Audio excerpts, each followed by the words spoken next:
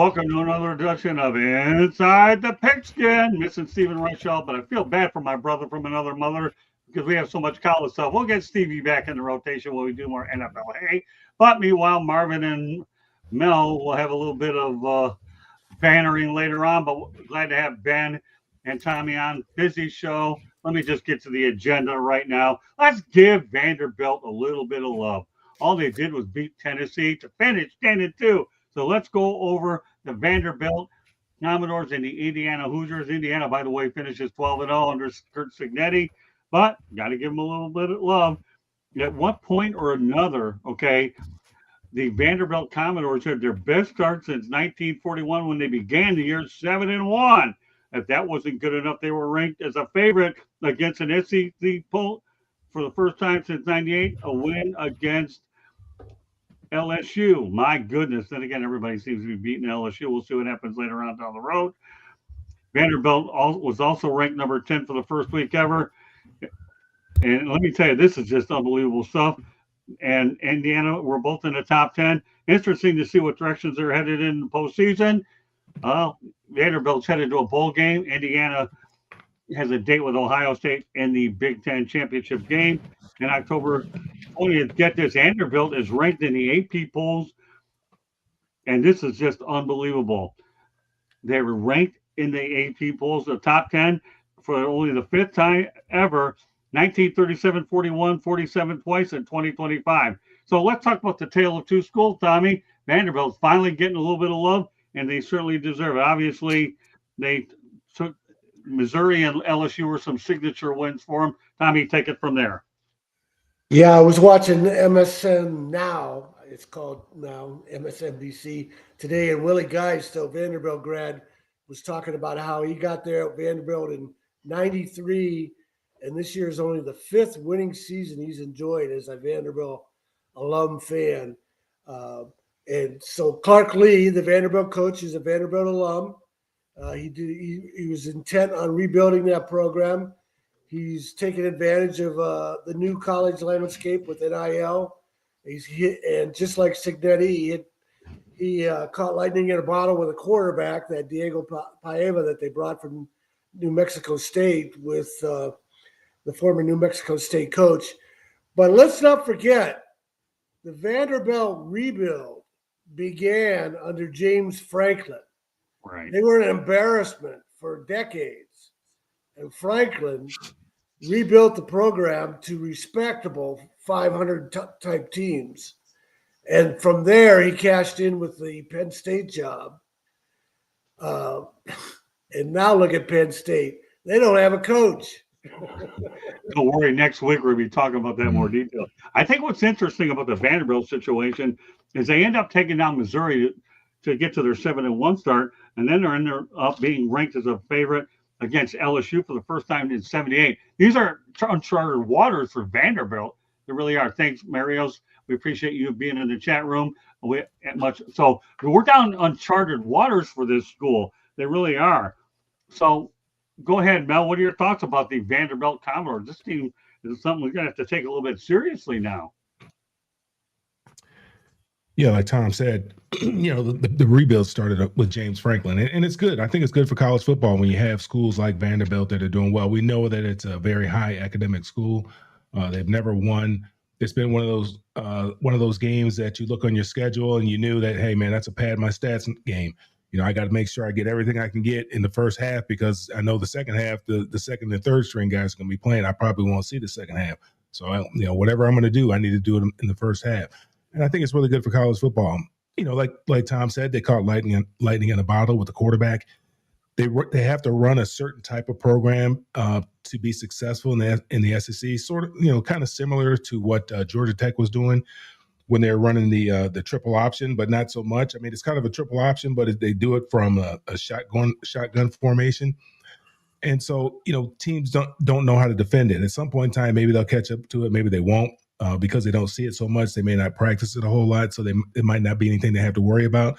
But what makes that offense go is the quarterback. He's changed the program. Now, it'll be interesting to see when he leaves what they're able to do, if they're able to continue this momentum. But obviously, he has, he's at his destination job. Vanderbilt, the coach, is, he went there. He went to school there. This is his destination job. He's not looking to go anywhere else. And I think it's good for college football, and I think it's good for the students at Vanderbilt, and I think it's good for the SEC. Yeah, I think what's interesting about it, I want to repeat this fact because it's really neat, is if you think about it, they're only in the top 10 for only the 5th time ever. I'm going to repeat those years again: 37, 41, 1947, twice, and 2025. This team is in Nashville, the metropolitan Nashville area, and Candy and I, when we were out in Nashville, actually drove on their campus. Pretty neat how they had that stadium right in the middle of their area. So with that said, Ben, obviously you've probably been to Vanderbilt a few times. What are your thoughts about the Commodores? Really, really impressed. I mean, I don't think we talk enough about Vanderbilt. We get so caught up in the usual suspects when you talk about college football. I mean, people talk about Ole Miss and what they've done this year. Ole Miss ain't done in the SEC either.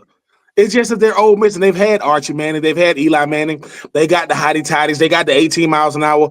Diego Pavilion, what he does for college football is showing that college football has gotten a lot more even than people want to give it credit to. They used to call Vanderbilt the Duke, of the SEC because of what they did, as Tommy mentioned, when you talk about what they do academically. Nobody wants to play Vanderbilt right now. They are not the Vanderbilt when I was in the SEC. And they had Jay Cutler. Jay Cutler ain't never had this much success when he was at Vanderbilt. So I'm really, really impressed by him. And I think the thing about it is they're doing it at the right time. Yeah, what they haven't done in the past ain't got nothing to do with this current crop of players, but they're peaking at the right time when they got a shot to make the college football playoff.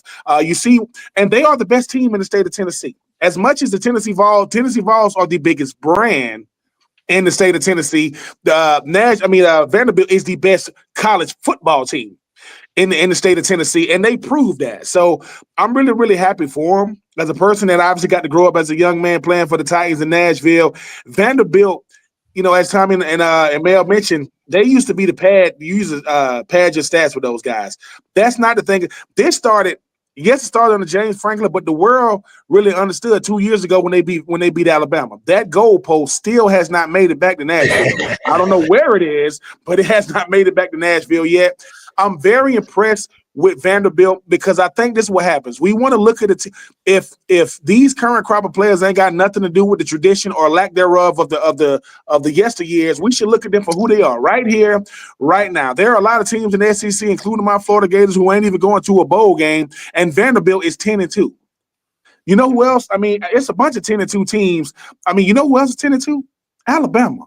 Alabama's 10-2. But they ain't looked at the same. So who the Alabama said they had to beat this year, going into this year? It wasn't Georgia, even though they lost to Oklahoma. It was Vandy. That was the game of the week. So shout out to them Commodores. I hope they keep what they winning ways. Clark Lee, I mean, he seems to be the guy for the job. And Clark Lee was a part of those coaches that got a contract extension when they thought he was going to go to other schools. So think about a time to where Vanderbilt is giving a contract extension to their current coach because they don't want him to leave Nashville. Great stuff, man, for a guy that actually played out in Nashville. All right, Marvin, follow that.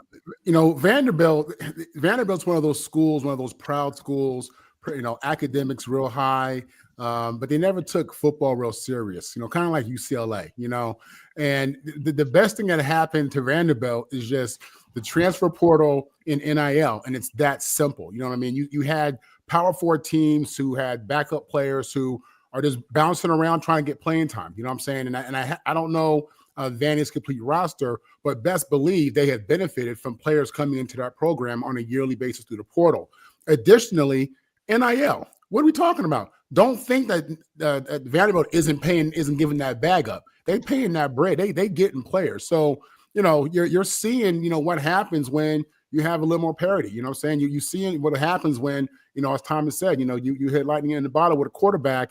In college football, that's everything. If you got a guy behind center, in the shotgun, and he's a guy, that's a big deal. You know what I mean? And you can win some games just on that. So definitely they're coming up. I like seeing some of these non-traditional teams do well. I like that. I think it's good for the sport. And just as a real fan of the game, I'm a guy who will root for an underdog. So kudos to Vandy, what they got going on. Candy. Hey, go ahead, Candy. Go ahead. What I was going to say is, do you know when their first football season was for Vanderbilt?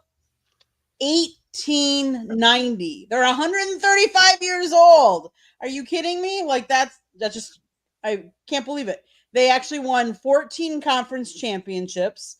They actually won 6 national championships. Now, that was before the year 1922, mind you, and I get that. They have 8 undefeated seasons. So they have a history. It just hasn't been good the whole last 80, 100 years almost. But, Is that all? well, just Right. being honest, I mean, if they have, their last national championship was in 1922. Jeez. Undefeated seasons 1890, 1897, 1904, 1910, 21, 22, 43, and 44. So it's been a while. But think of all the schools that have come since then. They're 135 years old. That's a long tradition. And hopefully they can change that tradition to being a good tradition. Starting with this year, they're having an amazing season, and yes, hopefully NIL is going to keep them, in there. I think it's helping with parity all over the league a little bit more. And yes, you're always going to have some schools that'll have the higher payouts, and the people that are making more money. But now that more people are getting paid, it's more parity in the league. All right, back to Tommy. Go ahead. Yeah, I was just thought about this later. I wanted to add that the athletic director at Vanderbilt is a woman, Candace Story Lee, and let's give her some credit. She's the one that has overseen the program. They've rebuilt the stadium, and she would have been the one who hired Clark Lee. So she deserves a lot of credit for managing this new landscape too. All right, so we're going to go rapid fire on this next topic, and I mean rapid fire. And that's this. Vanderbilt quarterback Diego Pavilla's attorney is fighting for him to have a 7th season of eligibility. Tommy, should he get it? No. I can kind of understand how the judge ruled that he equated junior college to these prep schools, and it shouldn't count as a year of eligibility. But 7 years, I mean, come on. That's getting ridiculous. All right, Candy. No, students don't stay in school 7 years. I agree. 7 years is too much. Give somebody else a chance. Mel? No, I don't think he should be granted another year. He just got granted this year. This year that he just played. At some point in time, you got to move on. Football's fun. But at some point in time, it's no longer going to be a part of your life. And I understand he's trying to hang on to it as long as he possibly can, because there's probably not an opportunity for him at the next level.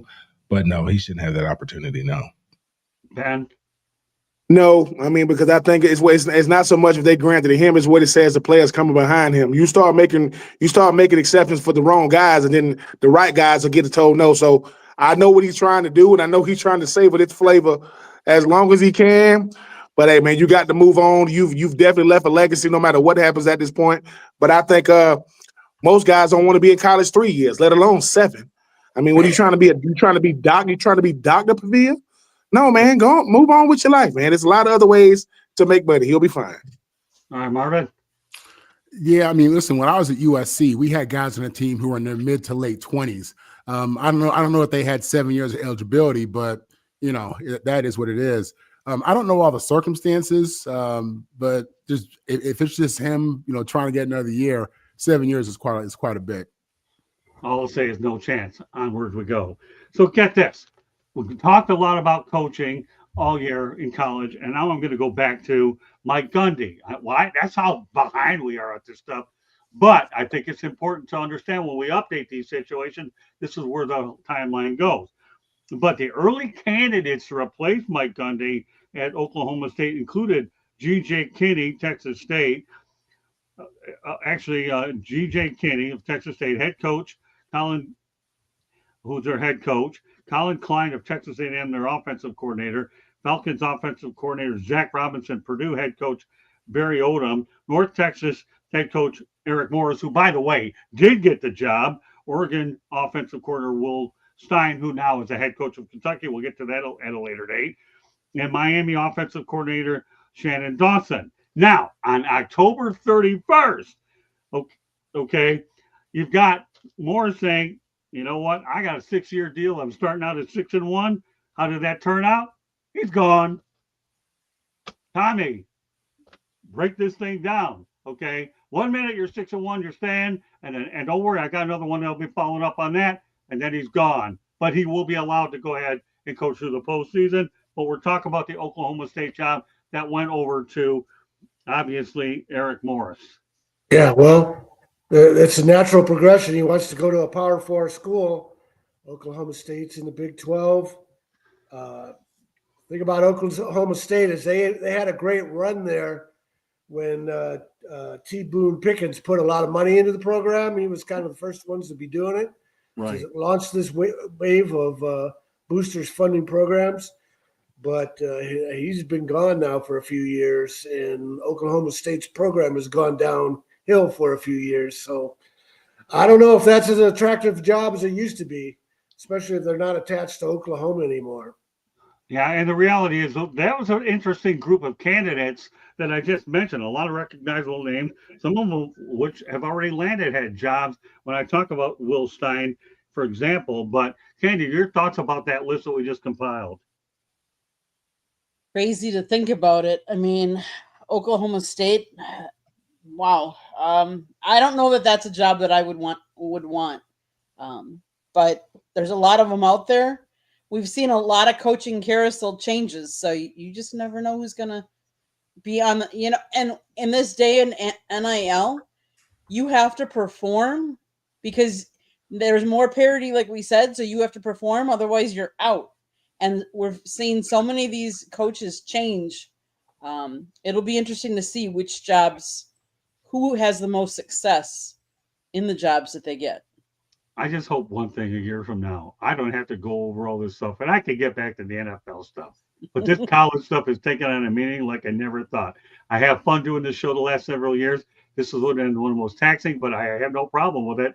It's just a different animal that I can have two inside the Pigskin when I've had to deal with one and all the burden I put on all you guys, but you guys are troopers anyways. Tommy's loving it, I don't know. And everybody else that is with us. Mel, tell us your take on Oklahoma State. Did you say they did hire a coach? Yeah. Eric Morris. Who did they hire? You said the guy from North Texas? Yeah, Eric Morris. He's a guy with North Texas. I can't hear you, Mel. Might have to speak a little bit louder. Give me a second. I'm having some technical. That's all right. No problem. Go to Marvin and come back to me. All right, go ahead. We'll go to Marvin. We'll go to Ben, and then back to Mel. Go ahead, Marvin. Yeah, when you talk about Oklahoma State, man, I remember as a kid watching Barry Sanders. You know what I mean? I never heard of Oklahoma State. He put him on a map for me. I know before him was Thurman Thomas, but around that time. But Oklahoma State, listen, in the day of the transfer portal, like I said, a lot of kids at these bigger schools, I mean, that could be attractive to them. You know what I'm saying? Going to, if they're still in the Big 12, that could be attractive. You can sell, some kind of history there. Gundy had a little run. They won some games when he was there. And, I won't say it's a proud program there, but they've had their success. Of the names you mentioned, Barry Odom at Purdue. This guy's a program builder. UNLV, when he started at Purdue. I think he's somebody. I mean, he's in the Big 10 now, so I think going to the Big 12 is a step back. Unless they want to give him some bread. But from North Texas to Oklahoma State, it's a step up. It's a program that has the ability to bring in transfers if they have a little bit of bread. And I know they got some oil money out there. So yeah, good for him. We'll see what happens. Ben. Yeah, I mean, I appreciate what Oklahoma State is doing. I mean, Coach Gundy was there for a long time. I mean, a long time, and I think sometimes it's just being able to step away from a guy who's obviously had his fingerprint on that program for a long time. I mean, Coach Eric Morris coming from the AC. I like when these group of five coaches get a shot to come up there, to the G4. So I'm happy for him. We'll see what happens. But the thing about coaching in Oklahoma, you got to have ties in Texas as well. He's from Texas. And that's the thing about recruiting the state of Oklahoma. You also got to be recruiting the state of Texas. How do I know that? What was that running back from Texas name that was supposed to go to Texas and he went to Oklahoma? Adrian Peterson. from Texas went to Oklahoma. So he's looking to snatch a lot of these Texas kids from Texas to go to Oklahoma State. I'm happy for him. We'll see what happens. Because like I said, in the world of NIL, it's not how much money you spend, it's that you spend the money at all when it comes to these players. Oklahoma State got money. You don't got to worry about that. It's how they spend it. I will be watching Coach Morris. I'm always happy because most of the time they try to hire from within. I don't really like that. I don't like that coaching waiting. No, go get a coach that's been doing it at another school in another conference. So congratulations to Coach Morris. We'll see what happens because the Big 12, I mean, it ain't what it used to be, but it's still very, very tough. Okay, Mel. You're on mute this time. All right. He needs an engineer out in Atlanta. Mute, Mel. Can you hear me now? Yeah, I can hear you now. We're talking about Oklahoma State. Correct. Yeah, I think Oklahoma State is one of those programs that's real unrealistic about their expectations, and I think there's something structurally, fundamentally wrong with the way the program's set up because they were very competitive prior to NIL. So I think Mike Gundy can coach. I don't think because it's obvious what he's done over the course of his career, but I think there's something that they have to look at their structure and how they're structured in this NIL era to succeed. And I think whoever comes in there is probably going to run into the same types of problems that Mike Gundy had. I think it's going to be very difficult. I mean, that's a difficult program to begin with, and Mike Gundy made them relevant. So we'll have to see how it shakes out. But I mean, I can't say they upgraded the coach. I'm not going to say that because I think that Mike Gundy was a pretty good coach, and that was his destination job. So I think it was unfortunate that he got fired. But we'll see how things shake out this upcoming season in 2026. Yeah, I'll be curious to see what Morris does for sure. Obviously, he's had some good success over at North Texas. So we're going to go to a situation Candy and I got pretty close over the weekend, and that's when we took the track up I-75. USF defeats Rice by a score of 52-3. At one point, USF head coach Alex Goldger said he planned to stay with the Bulls long term. Well, that was in mid-October. Guess what happens, okay? Candy and I go to a press conference, okay? Yes, you know it, Marvin. Okay, and that was 21 minutes. If that wasn't the biggest swan song I've ever seen, it's one thing. And I got to tell you something. And a very soft moment for yours truly. I got a picture with Mr. Golish. I really like the guy. I'm proud of what he's done, and it's something that I'm pleased with. And whether the PR guy likes it or not, too bad, because one of the stories that will be coming out on the South Florida Tribune, our website, will be the Mount Rushmore of coaches for University of South Florida. And the reason I had that picture taken with Golish was to put him on that list. That's me not looking out for me. That's looking out for the publication, a story for another day. So let's talk about around the crew here. Tom, what are your thoughts about Alex Golish? Now you see him, now you don't. Hey, that's what coaches always do. Nick Saban said he wasn't leaving the Miami Dolphins for Alabama. Right. So they're caught between a hard two places, and they got to still coach their team, but they want to move on to a better, higher level job. So it's not surprising. Some guys handle it better than others, but it's not surprising that these conflicts come up. Candy, you were there with me. Explain to everybody what we had to deal with on many different levels. First, there's that. So talk about. Go ahead. A photo for the ages. Go ahead. So we walk into this press room, and let's face it, USF is one of those programs that is a stepping stone. It's not an ending place for most coaches. It's a stepping stone, school. It's a school that is doing better than it was, but it is not one of the big elite schools. So it's a stepping school. And Alex Golish has done pretty good. So he walks into the press conference and he starts talking about his 3 years there. And right then and there, okay, this is going to be it. Because if not, I'm like, we just finished the regular season, 52-3 game. And you're not talking about the game first. You're talking about your years there. And You went undefeated at home, and you're not talking about that. You're talking about your years and build and having a process, and that the kids needed to believe in the process, and I just found it. I knew leaving there that he was no longer going to be the coach. We knew that. And without him saying that, obviously, because he was even asked that. And he just said that, please respect my time. I haven't had enough a chance to really think about it and process everything.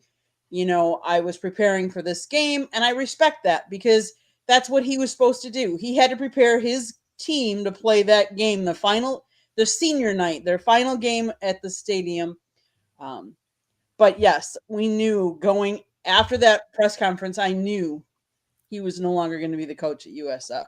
And let me preface this too. When I went to Golish, I looked him right in the face and said, "God bless." He said, "God bless" to me. And I'm going to tell you, down the road, and you guys know me for all the time y'all here. When the PR guy and I get in front of each other the next time on my turf at Florida Atlantic, this guy's going to have his head between his legs, just like Dave Dorn did a few weeks ago. Only this time, he's going to be eating crow in Boca Raton. Because in my opinion, you don't disrespect me out there when you know what I'm going to do, and we've done it. And this guy, and I'm not mentioning his name, but the reality is this, okay? I have worked my tail off with the help of all y'all to build this. This isn't about me. It's about the platform and getting the news right. And I'm going to tell you, I'm just glad he didn't take the Arkansas job, which everybody thought he was going to do all week. That would have been a job that would have been a tough sell for this guy. So he goes to Auburn. So I'll track his career there, but I have some unfinished to take care of with this PR guy with USF and yours truly. I am a USF Bull, but when I get done with him, he's going to be calling me Mr. Bull. There you go, Mr. Bull. All right, Mel, take it from there. Well, yeah, everybody wants to swim in the deep end. You know, so you start out in the kiddie pool, and then you move into you get out of the kiddie pool, and you move into the big pool, and now you want to go to the deep end. Everybody wants to see how they fare in the deep end. I mean, Scott Frost did that when he was at Central Florida. He wanted to venture out into the deeper waters and swim with the sharks, and that didn't work out well for him, and he came back. And I think everybody deserves that opportunity to see how good they can be. Everybody wants to try to play at the highest level. They want to try to coach at the highest level and see what they're made out of. And I don't fault any of these coaches for leaving and for another opportunity or perceived better opportunity. It's somewhat unfortunate the way that the college system is kind of set up, where it happens during the middle of the season. They need to come up with some type of collective understanding that they're not going to do this until the season is over. I mean, or at least a couple weeks into the playoffs or something like that. I mean, I think Lane should have had the opportunity to coach his team throughout the college playoffs to see how far the team could possibly go. But again, it's above my pay grade. But I don't fault these guys for leaving, and I wish them all the luck in the world. Now, most of the times it doesn't work out. These because the university is unrealistic with their expectations, right? And everything is about money. It's not about the experience. It's not about developing football players. It's not about developing young men. It's all about money. And so all the other things that that Marvin and I went to college for, gets lost. That doesn't matter anymore. Kids aren't even going to school anymore for the experience or to become better football players and to become better individuals and better contributing citizens to our society. They're all going to whoever's going to pay them the most money. And, you really can't fault them for that either. Ben? I can't fault him. I mean, I'm never going to fault a coach. I just wish when it comes to the players, it was this much leniency. I mean, we know these coaches. We know the USF is a stepping stone, job for a bigger job. Nobody's mad at Coach Golish for going to the Auburn Tigers, right? It's just the fact that, listen, everything you say is archived. Every interview you do is archived. Right. This goes back. Remember in 2024 when the Texas A&M head baseball coach was talking about how I'm never going to leave Texas A&M. Where is he at? He went to Texas. He went to Texas. Right. These coaches act like we have. I'm not mad at Lincoln Riley.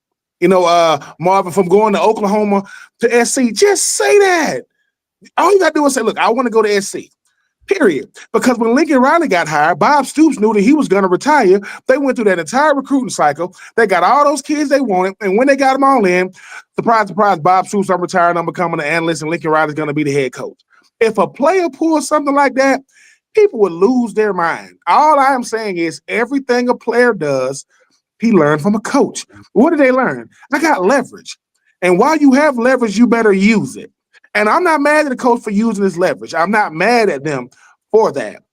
Auburn and USF is not in the same stratosphere. Can appreciate what he did at USF. But Auburn, I mean, since the time of, Gus Malzahn, when they went to them, with Tommy Tuberville, it's been a long time at Auburn, too. Cam Newton is not walking out of that locker room. So I ain't mad at him. He beat my Florida Gators this year. They've been very, very impressive this year. I'm wishing them the best. I mean, not if they play Florida, but I'm wishing them the best. And like I said, to all these coaches getting head coaching jobs, I can't fault a guy for trying to get the most he can while he can. I mean, that's called negotiations. So I'm not mad at him for that. But you got to look at where you're going, not where you were. Because what you did at these other schools is cool, but where you going, that's a different barometer. So we'll see what happens. But Hugh Freeze was a dud. When Hugh Freeze was at Auburn, that was a dud. I mean, you won't even remember his tenure at Auburn. You ain't going to remember a lot of guys, though. But shout out to him. Wishing him nothing but the best. But anytime a coach talking about players, I just laugh. The only reason why Nick Saban is no longer in the NFL is because his training staff down there in Miami said that Drew Brees' ankle was messed up. He goes over to New Orleans with Sean Payton, and the rest is history. So people can say, hey, man, as great as Nick Saban was in college, he wasn't built for the league. The best coach we've ever seen, college and pro, you don't got to like it, is Pete Carroll. You do not got to like it, but check the stats. He did it in 2 places. I don't think that's going to happen again, but shout out to all these coaches, man, getting new head coaching jobs. We'll see what happens, man, because you're talking about NIL money. This head coach money, man, I mean, these dudes making $10 million. The fact that Lane Kiffin is the second highest paid coach and he's never won anything, and he's the second highest paid coach in college football. Hey, man, use your leverage while you got it, man. I picked the wrong profession. I should have been a head coach because they pay you to lead. That, ladies and gentlemen, is a job. Well, keep in mind, when we left that night, Goldsmith thanked the 28,000 fans at Raymond James Stadium. 28,000. You're going to triple that over at Auburn, number one. And the media coverage was awful, and the press box was empty. Give me a break. Hey, I love USF. They're my alma mater, but I also have a responsibility to be objective and impartial in this business, because that's what journalism is about. You have to be objective, whether or not I'm not here to kiss butts. I'm here to make sure the facts speak for themselves, and that's what I'm here to do. All right, Marvin, go ahead. Yeah, football is a big dream industry. You know, when you're a kid, you don't dream of being the head coach of South Florida. You dream of being the head coach at USC, Notre Dame, Alabama, these type of schools, not UCLA, but the top schools, the big schools. You know what I'm saying? And you know, it's if he is really a dog, if he's really a competitor like we see and we think he is, it's of course he's going to move up to the bigger program, to the better program, to the program with more money, that's more relevant. That's in his nature. You know what I mean? You see it in all these young. I mean, ambition is part of it. You know what I'm saying? You got to have it. You know, and even to even have a chance to be great. So yeah, by nature, because of what's in his heart, and that's greatness, and wanting to be the next Nick Saban or Pete Carroll. Yeah, it's a situation where, of course, he's moving up. And the reality is the NCAA, the football calendar sucks. It really does. That there needs to be a better, cleaner opportunity for these guys to make professional decisions and not look like scumbags. You know what I'm saying? I mean, you look at Lane, you look at your boy Golich here. I mean, it's a tough deal. You know what I'm saying? But what are they supposed to do? You know what I'm saying? So, change the calendar. And if you don't understand that these dudes, these young fiery coaches got ambition and they want to move up, so they will leave you to go be with, whoever's bigger and better. And that's just what it is. Well, let me tell you, Jim Leavitt, to me, built that program from scratch, was loyal. Yes, he has a temper. He probably made a lot of mistakes that probably got him in trouble there. I get that. Okay. I mean, and I had an incident with him on the field. Then again, everybody looks at me, you have an incident with everybody. So what? I do. I am who I am, man. It is what it is. But at least the incident we had was, you want to promote the program? Talk to me. You did. This guy was great. but we were yelling at each other because it was loud at Raymond James. And you know what? I had a good interview with the guy. I like the guy. He needs to be more appreciated there. Yes, he's in the USF Athletics Hall of Fame, but they didn't have him as part of the ceremony, but he's still in there. But this guy needs to be appreciated more. He was loyal. Obviously, they've stuck with him. He's been through a lot of off-field incidents. I get that. But Jim Leavitt, to me, is the University of South Florida football. So what's their plan in place now? Guess what? They hired Derek Brooks as their chief operating officer with the South Florida Bulls. USF will need him now with Alan Golish's departure. Okay, Marvin, let's go backwards here. What are your thoughts about Derek Brooks, not only what he's done with the Bucks, but he's with the Bulls? I'll tell you what, this is Derek Brooks gave me the hardest hit of my life. I'll tell you that on a play action. I was playing around, going through the whole BS and not thinking he gonna read run. He read run and almost killed me. Listen, man, this is a NFL Hall of Famer, one of the great. I think he was Man of the Year as well. Absolutely role model, somebody who these young men, young student athletes will definitely will understand. If they don't know who he is, their daddies will, and their daddies will tell him who he is. But yeah, anytime you can get a man of that caliber, that kind of experience, that perspective, that greatness, that champion, you can get him around young men. It's a major win. This will only help that university because he represents all the right things. You know, you see, guys like Sapp, who always talking up to this dude, always telling you what he meant to him, and that was his brother, and what a good man he was. And, other players as well. You've heard John Lynch say the same thing. So, no, Derek Brooks, man, listen, great Seminole, great Buck. And I'm sure he'll do outstanding for that university. That's a big win for them. Yeah, and also I should take note that Leroy Selman was another Buck that went over to do with the Bulls. He has a building named after him. So Leroy Selman, Derek Brooks, to the credit of USF Athletics, they know how to get Bucks that are in their community and bring them up to 75. So that's unbelievable stuff by the Bulls, bringing in not only Leroy Selman, now you add Derek Brooks. All right, Ben, what are your thoughts about what Derek Brooks can add to what having another big voice in that coaching? I think it's huge. I mean, the thing about Derek Brooks, and people don't want to give him enough credit for, I had a cup of coffee with the Tampa Bay Bucks back in 2008. Nobody has done more for that city than Derek Brooks. He started a school down there in Tampa. I mean, you look at what he meant, not just to the Bucks, but to that city. And I agree with what Marv just said. If you don't know who Derek Brooks is and you go to USF, you don't deserve to go there. You do not. I don't care that he played for Florida State. Derek Brooks is a great human being. He loves the Tampa community, loves it. Family man, man of faith, and he loves the people. So USF is understanding that while our coach is moving on, if he does this, and you tell me if I'm wrong, Scott, if he brings a stadium strictly for the Bulls, that's legendary stuff. Raymond James is cool. USF has been around too long for them to not have their own stadium. Don't give me that where you're going to put it. Figure it out. Figure if the Tampa Bay Rays can finally play in Tampa, because they was in St. Pete, you can find a stadium for the USF. I don't want to hear it. If people can find some space and the people will come. But when I saw this, Derek Brooks is a great man, and he loves his sports. Not just the Tampa, not just USF, but even the arena football team. He was involved with them when they was down there. So Derek Brooks, like I said, I mean, I wish I could have had a chance to play with him longer just to learn life through this guy. At the greatest weak side linebacker to ever play football is Derek Brooks. And I'm just happy for USF, man. They understanding we got to have a guy who understands the community. We got to have a guy that when he walks in rooms, he demands the room and he knows business. He knows all those things. Yeah, that's a out of this world hire for USF. I'm happy for them down there. Well, and just an update on that situation. Glad you brought it because we actually posted a recent video on the South Florida Tribune YouTube channel. Candy and I went up there on Sunday morning, and we got, Candy, explain to the video that we shot over there.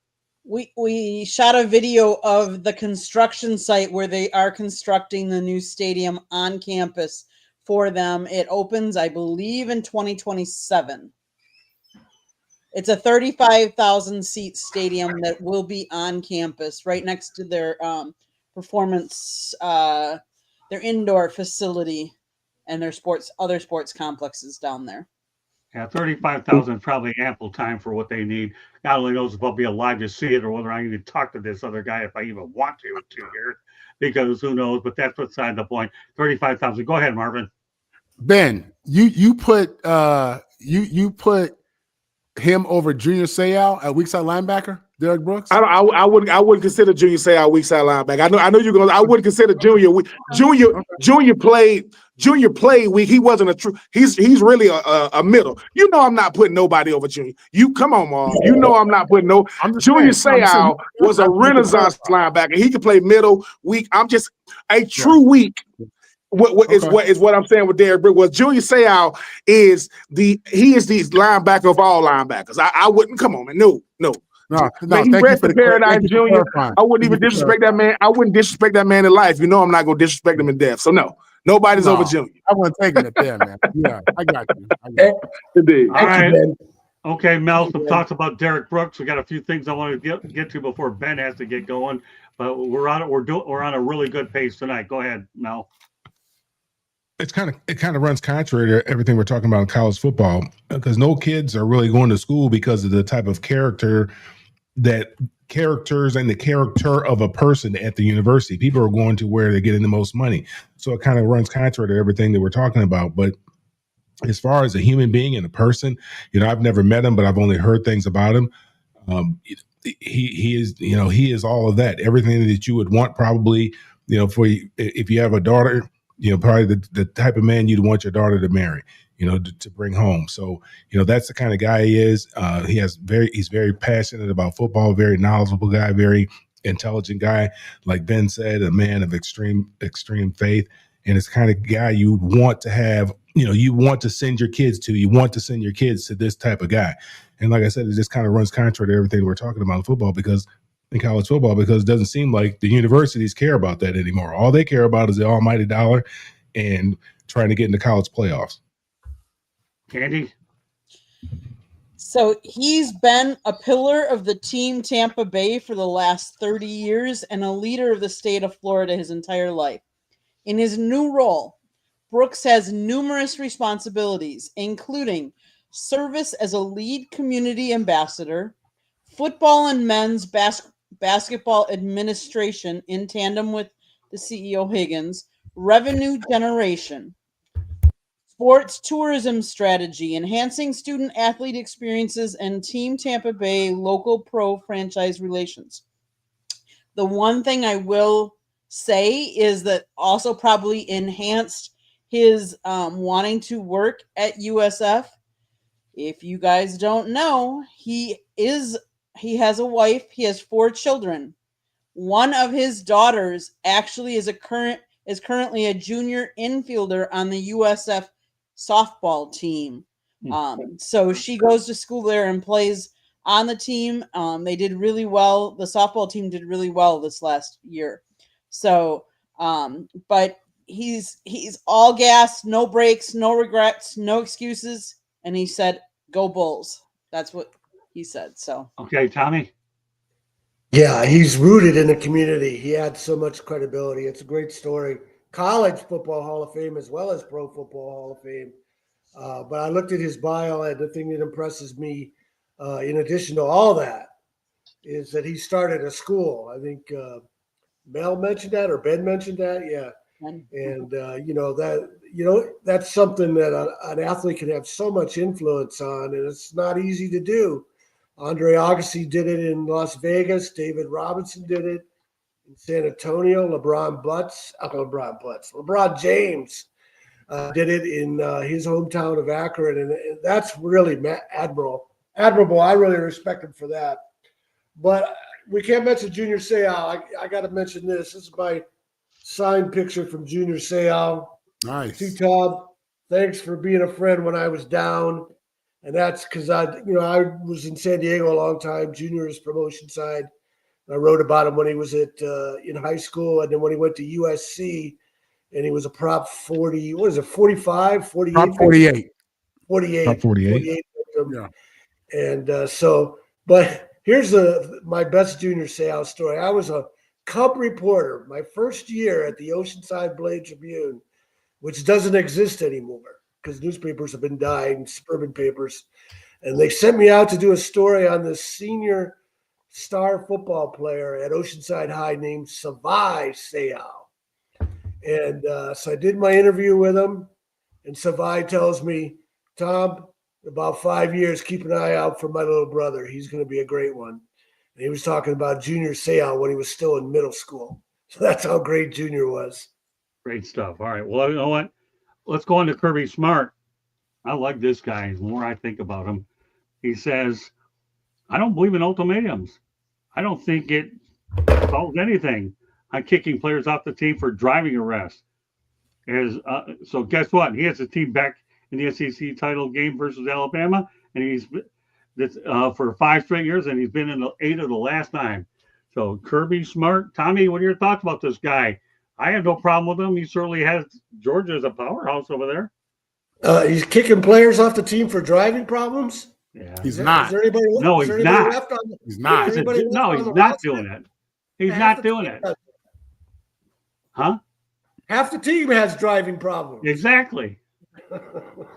Great point, Tommy. I don't believe in kicking him off. All he does is get wins. If you're going to kick him off, you got to do way better than that, right, Tommy? Yeah, well, I'm not sure he's living up to that bold of a statement, but it's the right attitude. I have reliable sources that says he's not kicking people off because of driving arrest. Why do you think they're so successful? 8 of the last 9 in the SEC championship game, 5 straight. Okay, and an initial title in his pocket. Candy? You know, Kirby actually has worked with some of the great coaches. He worked under Bobby Bowden. He worked under Nick Saban. He's worked under some good coaches that he's taken a little bit of, and then he's put himself in, and he's having good success. So kudos to him. Mel? Hey, Eddie. I got news for you. We'll get to some of your stuff. I believe in Bobby Knight way of discipline of athletes. It sounds like the same type of rules they have over there at USC. I mean, they don't care, man. They just want those guys to show up and play football. They're always getting in trouble. I mean, every day I turn on the news, there's something, one thing after another with these guys at Georgia, man. And they already had, a kid that was killed, man. I mean, so I don't understand it. I don't understand. I mean, it just goes back to Kirby doesn't care. All he cares about is winning and losing. That's it. All he cares about is winning. And that's how it was with that program across town too. The same way they didn't care about the type of characters that they brought in there. They just cared about trying to get W's on Saturday. And they're doing a lot of it. All right, Ben. It's your conference. Yeah, Kirby Smart understands that he wants to build a certain type of precedent when it comes to how we're dealing with players. I mean, Jalen Carter. I mean, you look at the type of player he was at Georgia. He was the one that was involved in the incident with one of his teammates, and I think a young lady that worked on the team got killed when he was doing like racing a vehicle. Kirby Smart knows that he's going to have to deal with disciplinary stuff, and he's going to deal with it case by case. AKA, how good are you? How good of a player are you? Will decide how I look at it. And most of these guys are going to be high caliber players. So, and he learned it under Nick Saban. I mean, Nick Saban was a guy. He's always talking about his time at Michigan State, not throwing Musa Muhammad off the team. And that's who Kirby Smart learned under. So I get it. I understand. Kirby Smart knows that he's going to be remembered for how he treated the players and did he win. And when it comes to a place like the University of Georgia, yeah, they dominate the headlines. But a lot of times when they get in trouble, it's in Athens. If they get into trouble in Athens, what is the Athens PD going to do? Report it. They ain't going to jail. They ain't getting in trouble for real. And that's most places that got big-time university like Georgia. So, yeah, of course, Kirby Smart that's a recruiting tactic. I don't do ultimatums. Most young men don't even know what an ultimatum is. Can't spell it, and they don't know what it is. But their parents do. So that's how they recruit down there in Georgia. So, hey, man, I ain't mad at him. He ain't the first coach to not have him. He just can publicly say it. When you're the highest paid coach in college football, everything you say is a headline. Everything you do is a headline. But he making sure. But as long as he winning, man, he can say whatever he want, do whatever he want. If he was losing, these type of statements wouldn't fly. But he winning, man. He getting it done right now. That's funny. I tell you, you got me laughing. I'm surprised I didn't turn red over your comments, but that was good. All right, Marvin, top that one. That was pretty Yeah, good. listen, in a day and age of the transfer portal and kids bouncing, these coaches trying to preach family hard. Family, family, family. You know what I'm saying? And, Kirby understands that when you're dealing with a 19-year-old, young, confident football player, or frat boy or whatever, these 19-year-old kids on campus, they feeling themselves, man. You feel like you're invincible. You feel like, it can't happen to you. You know what I'm saying? You in that moment, and you just young, and he realizes that. So he's not kicking kids off the team for behavior that's almost expected, as crazy as that may sound. And, it's just one of those things where, again, as hard as it is to keep these players, man, like Ben say, you got to evaluate the whole situation on a case-by-case basis. I get that. That's real. So as a player, that should encourage you. And it's not right, but you better bring value to the table, baby. You better bring some value, because if you just, if you a Jimmy but not a Joe, then, you got to go, and that's my take. What? Go ahead, Tommy. Well, I wanted to add about Nick Saban and Muhsin Muhammad. I hate it when coaches use that as an example of how they're saving guys' lives. He's got 100 players on his football team. How about a guy like that John Beam that we've talked about at Laney College that was shot? What could he do with Nick Saban's salary? How many lives could he save? I hate it when coaches use that as their excuse for giving guys a second chance. They're dealing with 100 players. They're not dealing with the thousands of kids from tough backgrounds going to tough schools that need help. Great point, Tommy. I really like that. And don't worry, tomorrow night when you come on the Sports Exchange, you're going to have an extended time with the Shanahan Report. Great stuff, though. All right, so let's go ahead and talk about your favorite person, Nick Saban. And then we have a couple of other NFL topics. I want to get Marvin involved as well. Nick Saban, obviously, his wife said, Terry, that he's done coaching, and they ended the speculation when they were looking at him for the Penn State job. Guess what? Even Kalani Siteki turned it down, Tommy. So I don't know. What would you think, Tommy? The wife definitely ruled Nick, and he's definitely not coaching anywhere. His wife said on ESPN it's got to be $50 million. Nah, Nick Saban's done coaching. He's in his 70s, and he's from the old school. He's not going to have donors and players. He's not going to have donors telling him what to do to bring in players. He's not going to have agents of players telling him what their salaries are going to be. Nick Saban coaching in the new world, that makes me think about when I'm going back in time. Barbara Walters was the first woman news anchor, and Harry Reasoner didn't like it, didn't like working with her. Dan Rather didn't like working with Connie Chung. That's Nick Saban. No one's going to tell him what the new rules are. Yeah, well, I got to hand it to his wife, Terry. So, that's okay. Just do what you're doing. I mean, let's got to have a good, strong woman, right, Candy? After all I'm dealing with you, I still may be a little out of control, but you got to have a strong woman, right? Yes, you do. But Nick Saban, let's face it, he's been there, done that. He's accomplished so much in his coaching career. At age 74, why would you want to try and go back and, in this realm of NIL, deal with all of that? Not only NIL, but all these institutions that are one and dones. Hey, if you don't have success, we're going to get rid of you. He doesn't have to be in the locker room for how many hours, or in the room watching film for the next opponent, trying to recruit his own players and new players. He can sit back. He can be a football analyst. Let's face it. I'm sure he's getting paid very good money to be an analyst on ESPN College Game Day. And he doesn't have to be at work 24/7 as some of these coaches have to be now for the college season, and then fly around and be away from your family when you're recruiting as well. So he's had power. More power to Miss Terry. Thanks, Candy. All right, Mel.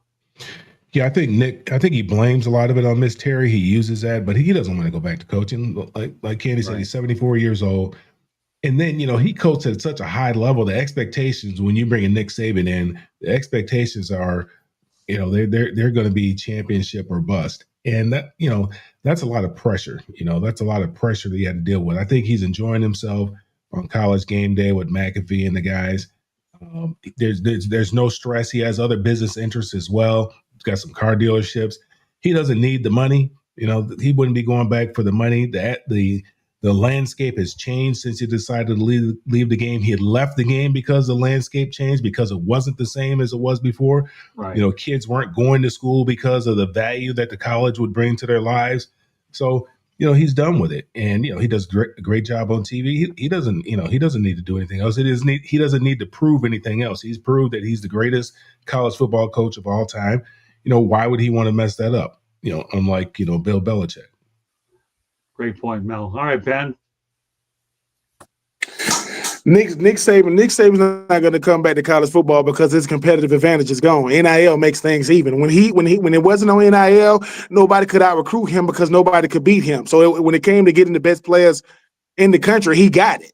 His last national championship, I think, was in 2020 when the pandemic was here. Nick Saban isn't crazy. The last thing I want things to be is even.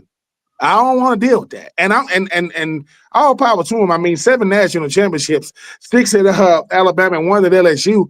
I mean, I don't see nobody really competing with nothing like that. But Nick Saban don't want to have to deal with. How is Nick Saban going to make a player listen when the player he's talking to makes millions? They ain't going to listen to you the same. When I'm the only one making the most money on the team, you're going to listen to everything I say. Well, if I just negotiated $4 or $5 million in my current year, I'm listening to you, coach, but I ain't hearing you. I'm gonna respect your position, but I don't know if I respect what your words. And Nick Saban don't want to deal with that. And that's what he knew that was coming. He was like, it's gonna be extremely difficult. Now you don't know if a player isn't playing well because they're not playing well or because they want more money. I don't know. So Nick Saban got out when the game was good. Look, I can see what's coming. And the one thing people with money have that other people with money don't have, they can predict the future because they are the present. Oh, I can predict what's coming because I predict what was. So I'm not mad at him. But Nick Saban, I mean, you know, he need to write a book on his wife. I mean, he blamed everything with his wife. Well, my wife said this, my wife said that. But to those of us who are married, if wife said you ain't doing it, you ain't doing it. 50 million, 70 million, but he's 74 years young, man. What else can he do but tarnish his image and legacy if he does go back? So, hey, I don't know if it's a Nick Saban Jr., but if it is, he better do real estate. He better not coach because he can't fill them shoes. That's not happening. Marvin, you have the last word on this. Yeah, just to piggyback on really what Ben said, you know, Saban built his philosophy from his days at Michigan State, his days at LSU, and you know, I think that whole pitch is different to guys who got bread. You know what I'm saying? What you're trying to preach and what you value and what you think they should value is different when they got some bread. Granted, I do think if he had Drew Brees in Miami, it would have been a different outcome for him. But you know, I don't think that this new day, college football the way it is now. I mean, it changed overnight, literally, is for him at all. To all the points really that were said. Okay, rapid fire. The next topic. We got to make sure we get Ben in on this one. Going into the season, these are the top 10 backup quarterback situations in the NFL. I'm going to read them all, and everybody can narrow down to 1 or 2 that turned out the best. The first one was Jimmy Garoppolo of the Rams. Second one, Kirk Cousins of the Falcons. Daniel Jones was considered a backup at the time. Don't know how that turned out. Gardner with the Colts, of course. Gardner Minshew with the Chiefs. Tanner McKee with the Eagles. Kenny Pickett at that time was with the Browns. Joe Flacco with the Browns. Malik Willis with the Packers. Marcus Mariota with the Commanders. Mac Jones with the 49ers. And Sam Howell with the Vikings. Rapid fire, Tommy. Tell me the 1 or 2 that you feel have worked out the most. For the 2025 season? Pardon me? Yeah. For the 2025 season or their career? No, we're talking about this season only. Yeah. Top 10 backups going into the 2025 season. Flacco was a starter at Cleveland. None of them have worked out, have they? I was going to say, for going my career, I was going to say Kirk Cousins. No, we're going to talk about this season only, Tommy. This season. None of those guys stand out to me. Okay, that's fair enough. Candy? But Daniel Jones was a starter, right? Well, and that's where I was going, Tommy. So we'll let you just say Daniel Jones because he was a backup turning into a starter. So then it would be Daniel Jones, yeah. Yeah, we'll put you on the hook for Daniel Jones. Okay, there you go, Candy. I mean, obviously, all out of all of them, the ones that had the most success, you know, would be Daniel Jones at this point. Okay, but you're allowed to name another one. Is there another one on that list that stands out? I mean, Flacco has moved from one team to another, and he's had some success. So, okay, All right, Mel. Was Daniel Jones really a backup? I thought they came in there, it was going to be an open competition for Richardson. But the one that really stands out, and I think you mentioned his name, you rattled them off so quick, is Mac Jones. I mean, Mac Jones has done a great job. Okay, you want me to go more again, or you want to go? No. Mac Jones is who I'm going with. I always do things fast. Okay, I don't know any other way. I eat fast, I talk fast, and now I do this. Okay, Ben.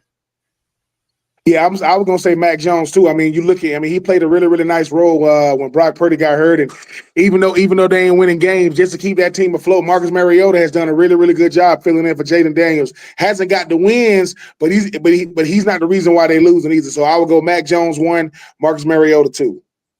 Okay, Marvin.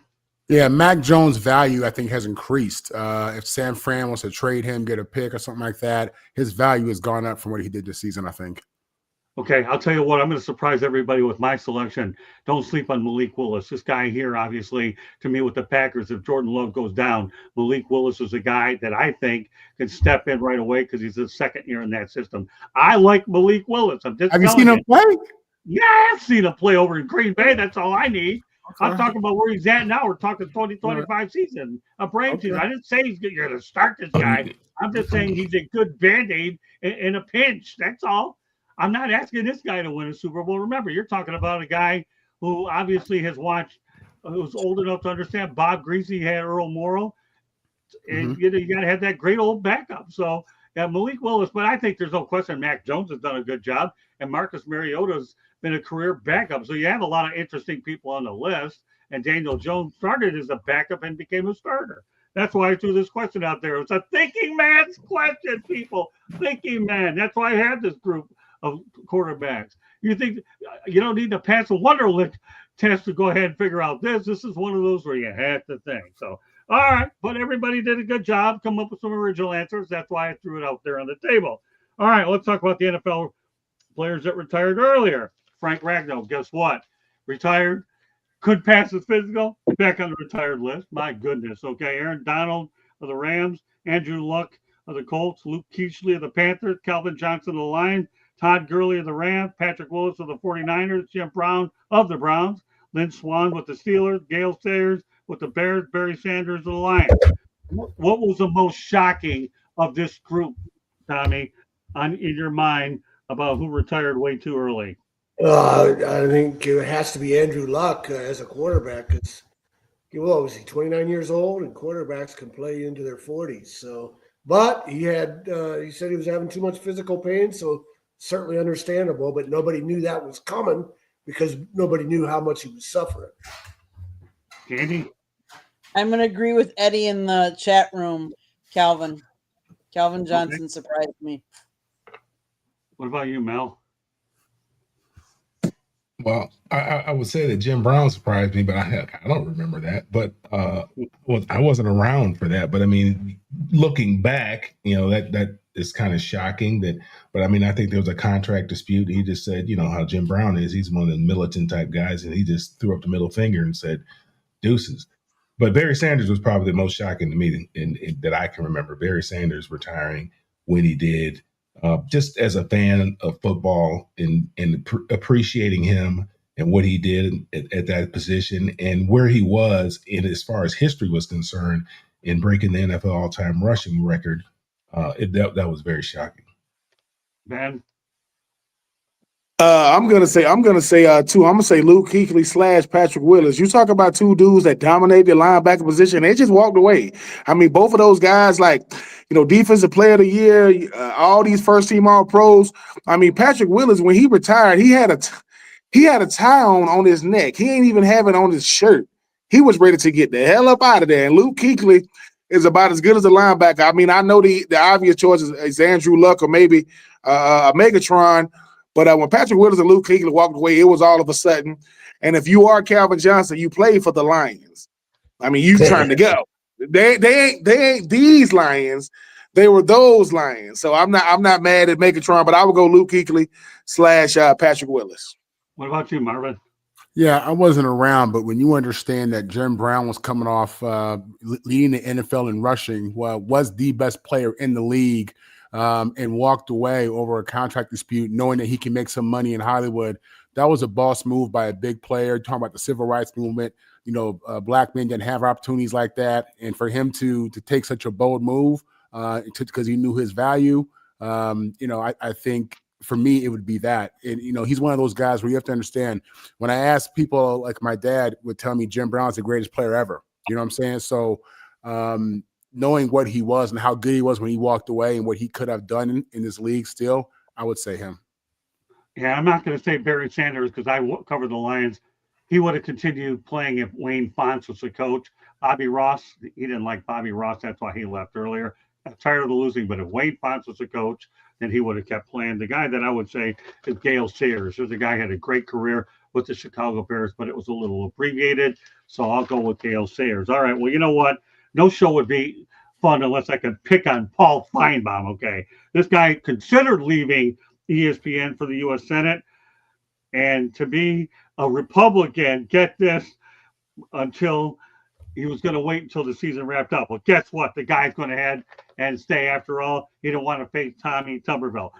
So my question to you people is, I was truly hoping he would run. I'm sick and tired of this guy. Get him the hell out of here. Who cares about what this bozo-looking guy has to say? Bozo the Clown, meet Paul Feinbaum. I wish he would have gotten off the air, disappeared, and gotten wrecked up in Washington. Tommy, I don't talk politics. We're talking Paul Feinbaum.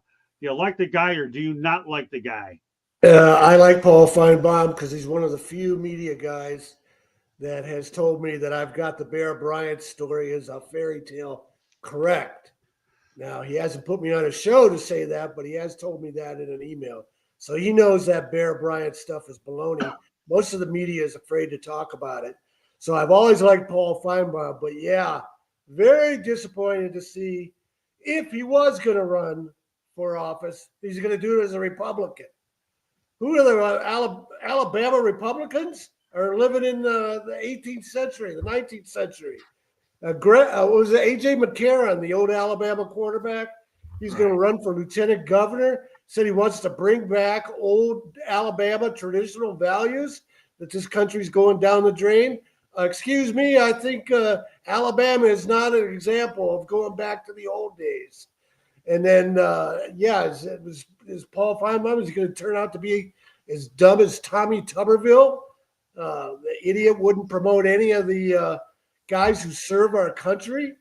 The one story I've been waiting to see that's never been written is what all of Tuberville's former black players think of him and his stances in Alabama, because he's an old-fashioned Alabama guy. So, Tommy, are you glad to see Paul Feinbaum staying at ESPN? Yeah, he would have been. I don't really care, but I guess my biggest point is I'm disappointed to find out a guy as open-minded as him is going to run as a Republican. Oh, I hope we get a short out of that one, Candy. Go ahead. What are your thoughts about Paul? For a while there, I really enjoyed some of his insights, but as of late, I'm not as into his insights anymore. And if he wants to run, hey, go for it, because really, most guys that are running for any political office, I don't agree with them. I mean, they're so divisive these days that we need more people to bring the country together, not separate us. Mel? I mean, I enjoy his commentary. He doesn't bother me. I mean, I don't know him as a person, but I enjoy his commentary. I enjoy what he has to say on ESPN. I don't watch his other show, his podcast or anything like that. But he has a differing views a lot of the times from the other panel. So I enjoy him, Paul, in his viewpoint. Ben, and then we're going to get Ben on one more topic before he rolls. Okay, go ahead. Man, I was hoping that he ran for office so he can get the hell off the air. I mean, I'm not that big of a fan of Paul Feinbaum. Paul Feinbaum think he's smarter than everybody else. He rode the coattails of Alabama, Nick Saban when they was in their prime. I mean, his shows were strictly based on the freaking listeners calling in. He would just sit there and let them ramble on. I do not know Tommy Tuberville, but Tommy Tuberville should let you know anybody could run for office in Alabama and win. The stuff Tommy Tuberville does, I'm like, we can hear you, right? We can see you, right? I got recruited by Tommy Tuberville. I'm so happy I did not go to Auburn because I would not want to say out. So, yeah, I mean, Paul Finebaum was trying to ride the coattails of ESPN and Sports Center, but I think when he really looked into it, he said, I don't think my reputation is worth that because it was going to get ugly had he chose to go run for office. I mean, I don't know him personally, but yeah, I thought he was going to go. But he definitely thinks he's one of the voices of college football. He think that what he says, is gold. But hey, man, if you listen to yourself talk long enough on national TV, you make millions of dollars, you'll start thinking you the man too. But hey, man, we got to listen to Paul Finebaum. He's a big reason why I did not go to SEC Nation because I could not sit on the set and laugh at jokes of his that are definitely not funny. I'll just say one thing. Jim Harbaugh wasn't sending him any Christmas card, and I don't care for the guy who was looking for my good written speech. Not going to get it. Go ahead, Marvin. I don't take him serious. He is a shock jock to a degree, obviously, and he's there to fit a certain role and profile. I think ESPN has all different types of personalities and peoples and backgrounds, and you listen to his show, his call-in show. You get he represents the South, boy. That's they man. That's their number one guy. They love calling in that show to go off on him or to praise him or to agree with him, but he's the man. And he's doing exactly what they want him to do. He's playing the role they want him to play. It doesn't blow my mind that Tommy Tuberville's talking about, or AJ McCarron's talking about, going back to old values. These people are out of touch. They lack awareness. You know what I'm saying? And it's unbelievable when you consider, they've been in locker rooms with men from all walks of life, and they still walk away with this limited view of the world. But let me not go there. Anyway, so Pop 5 on ESPN. He's entertaining. I'll say that. Okay, Ben, you got one more topic. We'll let you do it rapid fire. Then you put your information out there, and that's this, okay? Former Alabama coach, everybody knows Nick Saban claimed the NIL has been given the Big Ten an advantage over the SEC. Some quick thoughts on that. I mean, yeah, they won the last 2 years. I mean, if that's giving them a competitive advantage, I guess so. I mean, Ohio State been good for a long time. Michigan just came to the party as of late. I don't know if it gave them a competitive advantage because we still talking about the same two teams in 2025 we was talking about in 2015. Ain't nobody else came to the party. We are talking about two teams. So if that's what you mean by a competitive advantage, have at it. I mean, Ohio State going to be one of the best teams in college football until Jesus come back. That's NIL or not because of what they do up there in Ohio. But Nick Saban understands, where the talent lies, and Ohio State got it going. They did it with Urban Meyer. They did it with Tim Tressel. I mean, Jim Tressel, they understand what it is, but what is he going to say if they start losing again? Or they still got it? Now, they do got big money. I mean, Ohio State, it's a nice size. I mean, it's nice. I mean, Columbus is a nice size city. They're going to be able to get it. Michigan is a big time brand. But until teams other than Michigan and Ohio State are winning, we're talking about a very top heavy conference that has two big time programs, two big time brands. And right now, Ohio State, they waving the flag because they just beat Michigan. And I don't see nobody beating them. They might go back to back this year.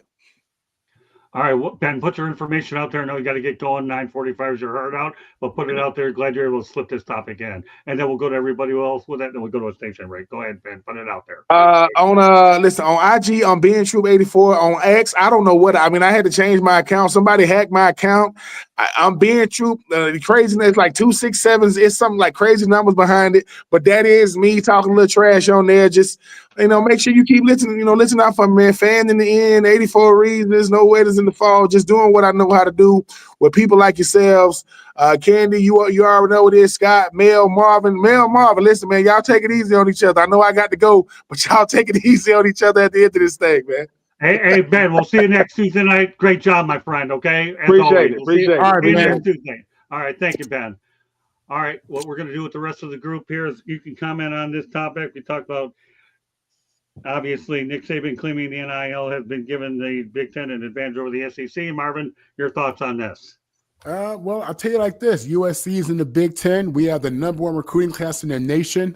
Tomorrow is National Signing Day, and we're looking just to add to that, not subtract. We're not looking to losing anybody. We're looking to add to that. So I'll tell you what, and I know Ohio State's in the top 5 right now. I mean, he ain't lying. I mean, I don't, it's looking like with SC leading the way, and some of these other schools, close to us, not UCLA, but some of, Ohio State, Michigan are ranked pretty high. It could be, a switch to the Big Ten moving forward. Mel? Yeah, just wait till Lincoln Riley bails on you guys, man. Then come holler at me. Look, Nick Saban, he's being very unauthentic. I mean, for a long time, the SEC had an advantage over everybody else because they had car dealers giving these guys cars or whatever. Now what happened is the Big Ten, it's a little different. These are tech guys. They got that tech money. It's not that car dealership money. They got tech money, so that money is a lot longer investment money. There's some wealthy individuals that have gone to school in the South. Don't get me wrong, but there's some real wealthy individuals that have gone to school in the Big Ten. So they got that different type of money. He's being very unauthentic when he's saying that. He's being an SEC homer. It's just the way that it is. I mean, that's why the Big Ten wanted USC, UCLA, Oregon, Washington to come to the Big Ten to strengthen that brand, to strengthen the Big Ten brand. So he's being very unauthentic when he says that. I mean, Ohio State's been good for a long time. They're going to continue to be good. Have they gotten better? Probably so. During the NIL era, have some of the SEC schools fallen down a little bit? Probably so, because they're dealing with the car dealerships, and they got to get into some of that tech money. Andy? When we're talking NIL money, number one is Texas Longhorns at $22.2 million. Number 2 is Ohio State. 3 is LSU. 4 is Georgia Bulldogs. 5th is Texas A&M. 6th is Michigan. 7 is Alabama. 8 is the Gators. 9 is Clemson Tigers. 10 is Oklahoma Sooners. That's only 2, from the Big Ten. Is it maybe bringing a little more parity? Yes, maybe, because then you have more people spread out because they want to all earn money. But is it giving someone an unfair advantage? That's not an unfair advantage. You have every right to go out, and if you want to help support your Alabama Crimson Tide and bring up the NIL money for them, go right ahead. You can do that. Tommy? Talk about the pot calling the kettle black. Nick Saban saying anyone has an advantage. He had such an advantage at Alabama.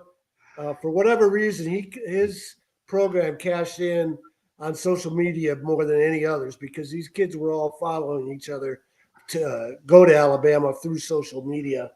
And like Mel said, these car dealers down there in Alabama, it reminded me of the story when I was writing my book, Ray of Light, about Jimmy Ray and about how Duffy Daugherty led college football integration and the Underground Railroad. Duffy Daugherty, Mark Ingram's grandfather from Flint, Michigan, played for Duffy Daugherty when there were very few black players anywhere. His father played at Michigan State for Nick Saban, and I think George Perlis too. And then when Michigan State recruited him, this is a story that wasn't reported, but it's well talked about in Michigan State circles. Mark Ingram, the second, made it clear he wanted money. And then nobody ever explained how a third generation guy, a guy with a grandfather and a father from Michigan State shows up in Alabama driving a fancy BMW or whatever SUV it was. So Nick Saban, that's ridiculous for him to say something like that. But I got to say one more thing about Ohio State when I saw this on our list. After the game, Ryan Day said that we win with humility. And what he meant was they weren't trying to plant a flag on the Michigan field like Michigan did at Ohio State a year ago. And the irony of Michigan's players standing on the M to defend it so no Ohio State players tried to plant a flag is just ridiculous because A, none of them tried. That's what Ryan Day meant by humility. And B, Michigan started it. Shows you how clueless Michigan is. Okay. All right, Candy, station break. I mean, we're going to continue the Fine Bomb Saban theme, and then we'll hit a couple pro topics as well. Candy Station break. South Florida Tribune Publishing Company published a book, Lessons from the Microphone, Tuning into the Enduring Wisdom of Visionary Leaders. It is written by our host, Scott, the Motor City Mad Mouth Morganroth. Talks about his 40-plus years in the media business and how it has evolved. Old school media versus new school media. If you know anybody that is trying to get into the media business, this would be a great gift idea for the holidays. It's available on Amazon, Barnes & Noble, Kindle, Google, and Apple Books. There's also a link on our website, www.southfloridatribune.com, where there is a plethora of great content, so go check it out. If you like to listen to podcasts, you can find us wherever you get your podcast. If you want to advertise or sponsor a show or be a guest or have topic ideas, you can always email us at southfloridatribune@gmail.com. Last but not least, if you see that red subscribe button in that lower right-hand corner, that means you have not yet subscribed to us. So please do so. Just click it, like us, share us, and then tell all your friends and family.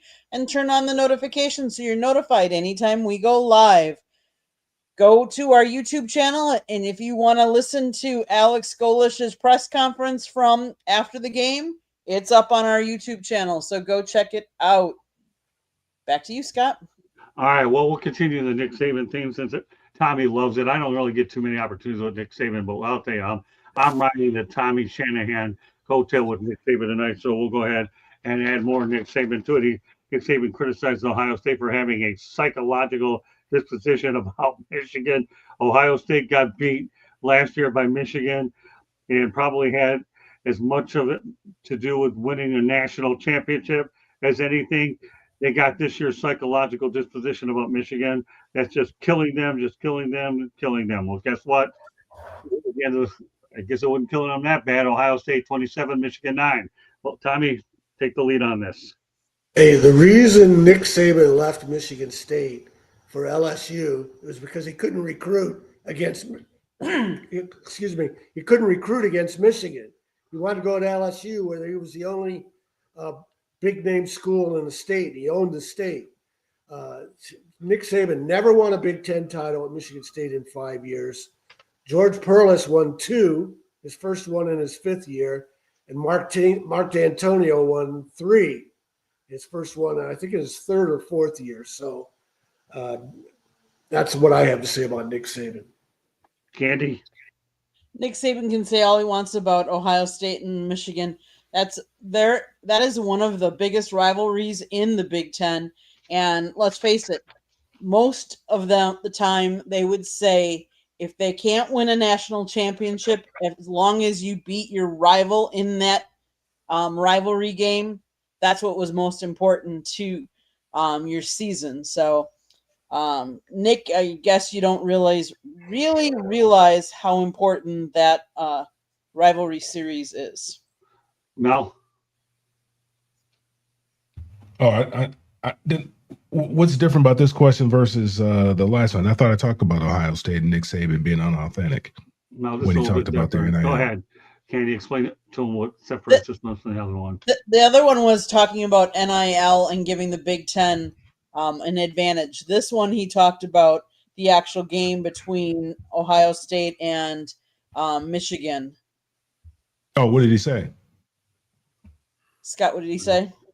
Yeah, I'll go over it again, Mel, just so you understand. He actually went on and said, okay, Ohio State got beat last year by Michigan, probably had as much to do with them winning a national championship, meaning that they motivated them as anything. They had this psychological disposition about Michigan that's just killing them. So in other words, the Michigan game motivated them to win the national championship game. You know, Michigan's in Nick Saban's head, Mel. Yeah, it's possible. If you're going to lose, that's when you want to lose. You don't want to lose in the playoffs. That's for certain. So I mean, they gave him an opportunity to rest too, because they didn't have to play in the Big Ten championship, I don't believe, as well. So I mean, there are some advantages to losing that last game without question. And even though Ohio State was still one of the better teams in the country, and they're probably they just ran into a Michigan team that was a lot more motivated than Ohio State was at that particular time. This year, Ohio State was better than Michigan without question. Michigan is a very young team that will be better in the future, but they ran into a Michigan team that's not quite ready yet. They ran into a young Michigan team, and I think they'll be better prepared for them next year. No question about it. Thank you, Mel. All right, Marvin. This guy coached the Michigan State-Michigan rivalry. He coached LSU versus, everybody in the Southeastern Conference. Then he coached at Alabama against Auburn in the Iron Bowl. He understands these rivalries. He understands how crazy these people are. He understands how big that rivalry is. So, with that said, I also know that Ohio State fan base ran Kirk Herbstreit and his family out of state. They did. So, maybe as a point, but no, man, these fans are crazy. Yeah, they are crazy. The ones in the South, football is big in the South because that's really, you don't have a lot of huge cities. It's a different deal out there. Football is everything. So these people are crazy. The Midwest is the same way, I think. Huge rivalry. And Ohio State, man, they kicked Michigan's butt. Crazy part about it is Ohio State this year is probably better than last year. And they'll probably be better next year than they are this year. They loaded. If they are loaded and they are rocking, man. Okay, back to Paul Feinbaum. He believes a group of 5 schools have no business being in the college football playoff. That's like having the AAA's best team in the major league playoffs. It doesn't happen in any other sport. I guess basically the way I look at it is this. He don't believe that the group of 5 guys belong in the college football playoff. Tommy, what are your thoughts about Feinbaum? Yeah, that's ridiculous. That's like saying the University of Baltimore or Maryland County or whatever the name of that school was when they upset Virginia in the NCAA basketball playoffs. It's like saying they didn't belong in the tournament. That's what made the NCAA tournament what it is. And the big concern now about the NCAA tournament losing its luster is there weren't upsets last year because the mid-major guys are all going to the big schools with NIL money. So that's ridiculous for Paul to say. He's usually I would never have expected him to be that narrow-minded. I give him more credit than that. See, that's why I brought him on here, so you could kick his butt one way or the other. Paul Feinbaum, get words of wisdom. Ever heard of March Madness? At least once upon a time, learn it. March Madness, just like I think you are the modern day version of Bozo the Clown combined with Oopsie the Clown. Candy. There's a reason why they play the game because you never know who's going to win. And sometimes there's upsets. There have been teams that have made it how far into the tournament that you wouldn't have expected. So his comments, I think, are off base. Mel? I think there's some merit to what he's saying, but I believe that the kids have an opportunity to go out there and prove it on the field. Boise State, I think when they went in, they upset, what is it? Who was it? Who did they play? Oklahoma, I think it was. They beat in that one bowl game. I think it was. I'm not sure. But I think the kids have I think the kids should have the opportunity to go out there and prove it on the field. Yeah, I mean, we know the Big Ten and the SEC, it's different type of football. Week in and week out, it is very different type of football. You're not playing that same type of schedule in those other conferences, in the group of 5 conferences. It's very, very tough football. But if a team is able to run the table, maybe beat a group of maybe beat one of the Power 4 schools in one of those games, and they end up being ranked, whereas they have the opportunity to play in the playoffs. I think the kids deserve that opportunity. Well, next year I have a feeling the field's going to be increased to 16. Marvin? Yeah, the thing about it is you just hate to see a playoff game where you have, a Boise State, let's say, or a school like that up against a traditional D1 Power 4, and it's just a blowout. It's just, it's like why waste the fans, time with this? It's tough, man. But again, like Kenny said, you got to play the game, and in this game there are always upsets. You got upsets every week, in all these sports. So the reality is in football, David can beat Goliath. We've seen it many times. And you have to remember that. And that's what we love about sports. We love the underdog. We love the team who had no business being there.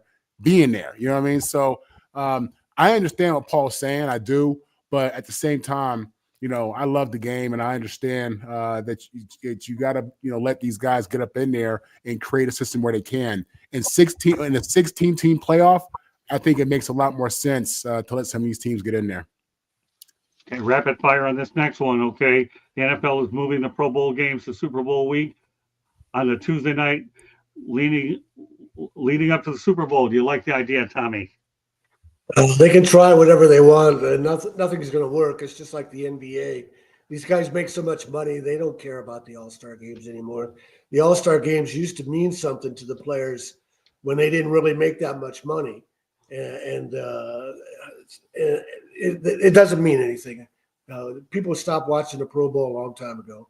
Okay, Candy. Yeah, I would agree. The Pro Bowl has lessened its significance than it used to have. It used to have more of a luster. Used to be more of a pat on the back if you weren't in the Super Bowl, but it was recognition of what you've done.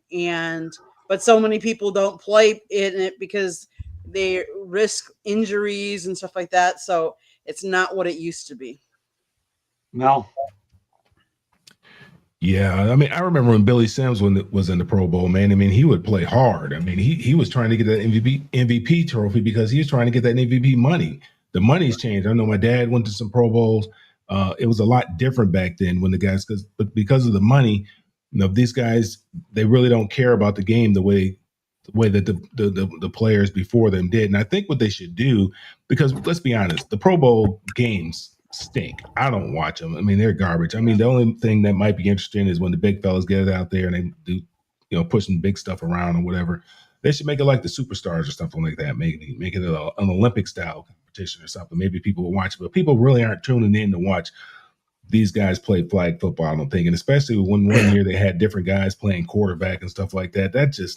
It's not entertaining. And so what they have to do, because this is the entertainment business, they'd have to make it entertaining. They have to do something that's entertaining. Guys jumping into a high jump pit, catching passes in a different type of way. That's not entertainment. That's just garbage. I mean, my grandkids do that, jumping into the bed. Nobody wants to see that stuff. So they have to figure out a way to make it entertaining or get rid of it. Go back to what it used to be, play an actual football game, figure out a way to make it entertaining, or just do away with it. Great commentary, Marvin. Yeah, man, the Pro Bowl situation is just sad. To Mel's point, my dad played in a bunch of them, and they played a real game. Like they played a real game. You know what I'm saying? And to see what it became and what they're doing now, it's just But listen, the Drew Brees injury changed all that. I mean, I think the NFLPA and the league itself, these owners, they look at the game differently. And with CTE and concussions, it's just, is it a necessary game? And so I get how this thing played out. Even though I hate it because I am a football traditionalist at heart. So is it going to affect anything? No, people don't care about. I mean, I don't care about that. I don't watch that. I used to watch the Pro Bowl religiously when I was a young kid. It was a thing to me. It was again because it was a game with real stars, really going hard. So it doesn't impact me. I hate what it's become, but I understand. I actually attended one when they were playing it in Miami, and the late Jerry Green said, "Why are you going to this thing? It's a joke." Well, I went to one. At least I could say I got my All-Star game out better. The Pro Bowl was great when it was held in Hawaii. The players got an all-expense trip to Hawaii at Aloha Stadium. We talked about that before. Let's talk about the Dallas Cowboys. They ended up defeating the last two Super Bowl teams within a 4-day span. Not a bad day's work when they beat Philadelphia and the Kansas City Chiefs, who are now 6-6. Marvin. I didn't hear the last thing you said, Scott. I'm sorry. A good 4 days for the Cowboys. They ended up beating the Eagles and the Chiefs, and now the Chiefs are 6-6. Yeah, listen. Again, it's one of those things where early in the season you don't know who's who. You don't know who's real, who's not. There was a point where the Cowboys, I think, were 3-5-1, and then they beat the Eagles and the Chiefs obviously with Mahomes have been to 7 straight conference championships, and now he's looking at possibly now making the playoffs. But a lot of football left. Mathematically, I know they're still in it. If there's a guy who can do it that I believe in, it is Pat Mahomes. He has made me a believer.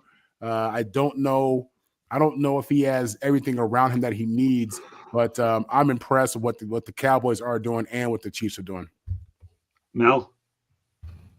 Yeah, there are a lot of ebbs and flows to the season, and the Cowboys, they're riding a wave right now.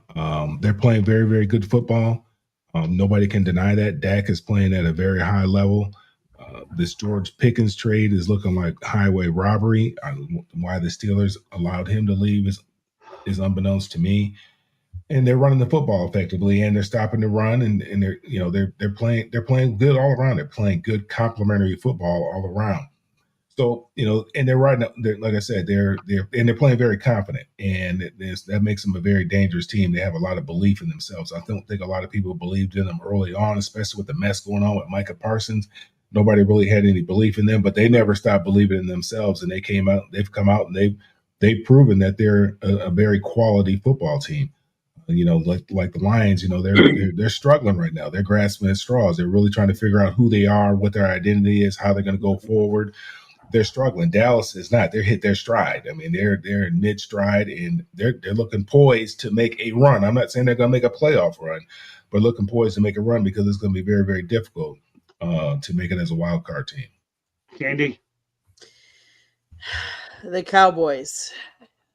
Any given team on any given Sunday, and that's why like the Chiefs are 6-6.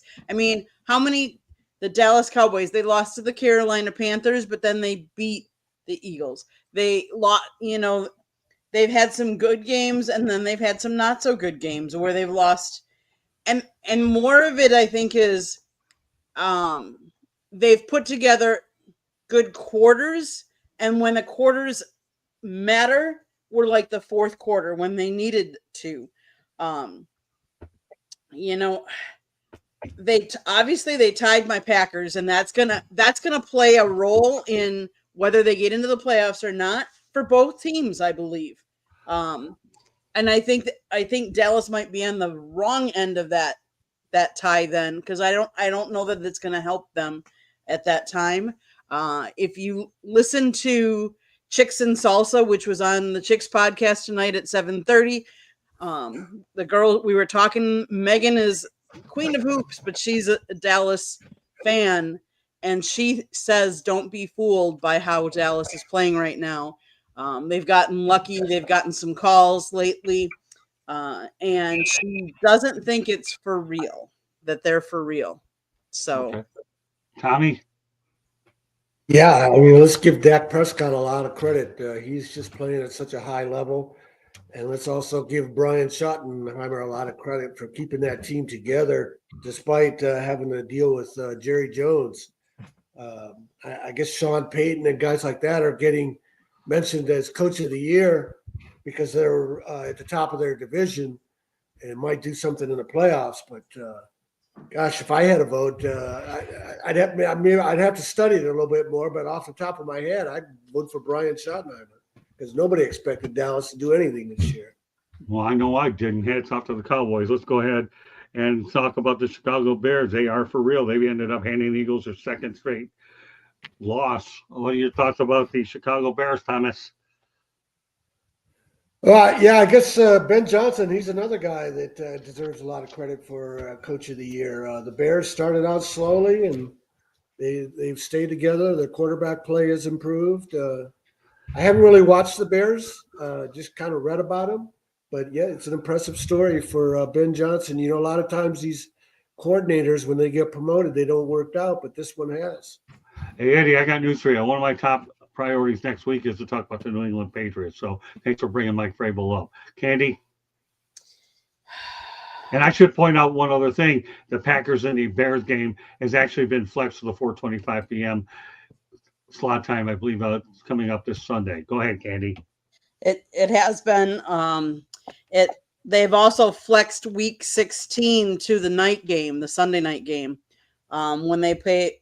So they play at Lambeau this week, and then 2 weeks from now, the Packers play the Bears again at Soldier Field. I don't think most of us didn't see this coming. I will say that Samir, who appears on our Fire Up show, did at the beginning of the season predict that the Bears were going to take our division.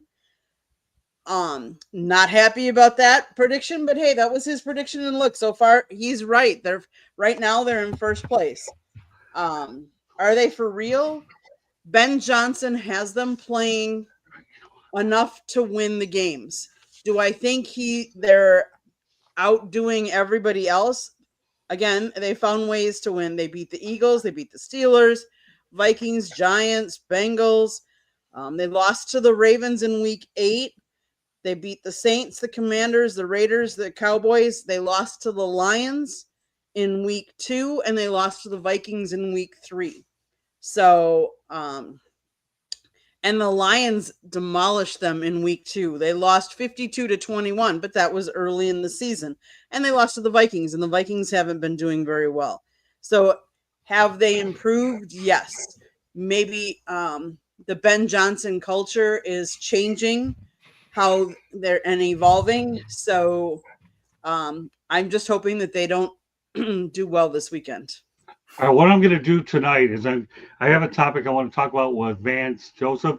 I'm going to go ahead and hold that over to next week instead. What I'm going to do is allow Mel and Marvin to talk about it. I want to make sure I allow Mel and Marvin an opportunity to talk about Saturday's game, and I also want Tommy to have an opportunity to talk about the Shanahan report. So there'll be one topic that will be held over on Vance Joseph about whether he should become a head coach or what he's done with Patrick Holmes. That will be on next week's agenda. So I want to make sure we get these two things in there, right? Mel, what are your thoughts about what we've seen, obviously, with the Bears? Yeah, I mean, I don't think anybody expected this from the Bears. I think everybody expected the Bears to be good, to be better, but not this. And it just shows you that leadership matters. You know, having the right guys in the right position matter. And we, you know, in Detroit, we knew that we had a window. And you know, Ben Johnson gave us an extra year when he decided to come back last year. And the Lions, they went out and they were 15-2, and then, you know, kind of crapped in their pants in the playoffs. But we knew 2 years ago when they played against San Francisco in the NFC Championship that was their time. I don't know what happened at halftime. I don't know, what was said. The guys were planning their parties or whatever for the Super Bowl. I don't know what happened at halftime, but a whole other team came out there after halftime, and they squandered that big lead that they had against San Francisco that year. So I wouldn't say it's surprising, because I think everybody thought Ben Johnson was a good coach. Nobody knew, obviously, he was going to be this good and be able to turn around this quickly. I always liked Caleb Williams as a quarterback. I thought he was the best quarterback. When he was a junior, I thought he was the best quarterback in college football at that particular time.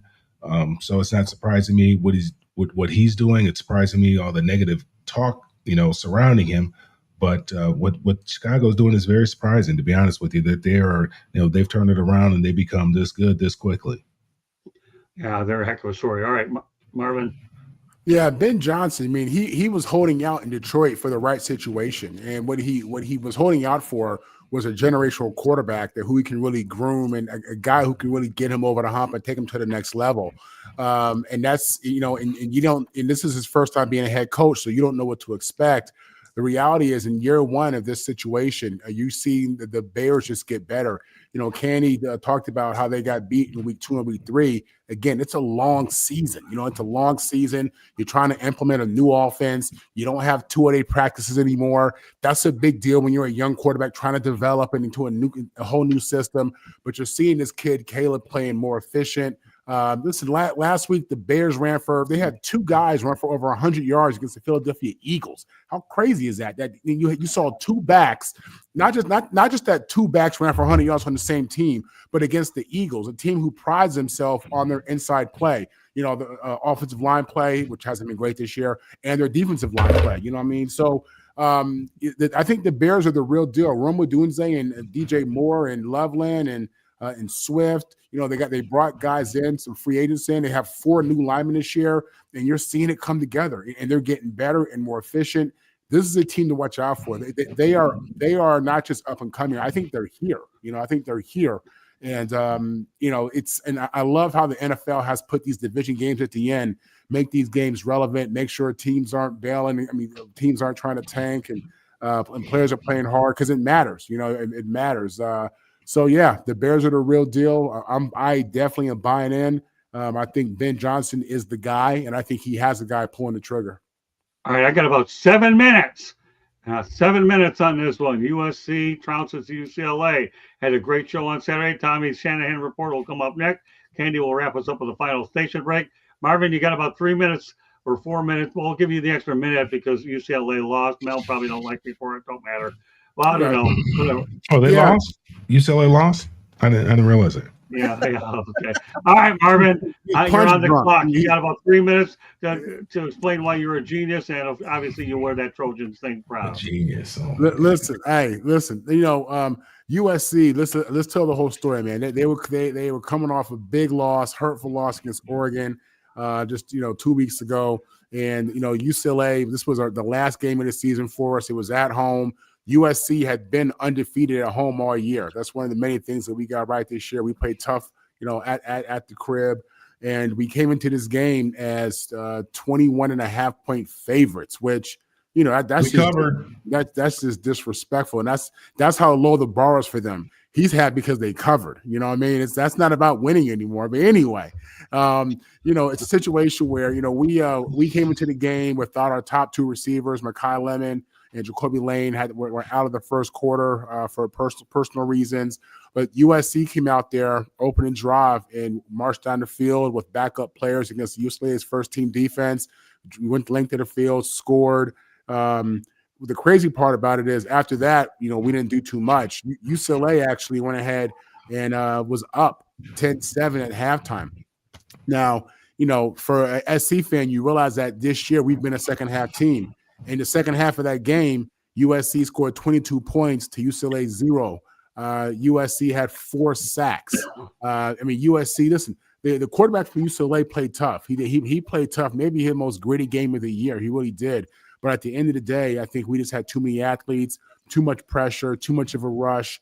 Our running back played well. He was a home run hitter. He closed the game out for us really well in the end, King Miller.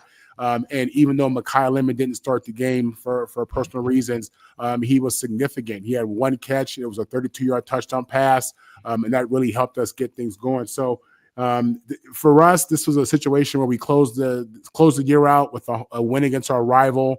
Again, undefeated at home. We're proud about that. And as we go into this bowl game, because we're going to a bowl game, that's not what we wanted. That wasn't the standard. But it's one too. You win. Back in the dorms. All right, so what we're going to do is we're going to turn over to Mel. But you owe me a minute. I was looking at the clock, Scott. I could have gone to 1:48. I'm looking. All right, go ahead. Go to 1:48. Well, I'll extend you by 20 seconds. But next week, wait. But we will talk about the new UCLA head football coaching hire next week. Go ahead, Marvin. Pick it up.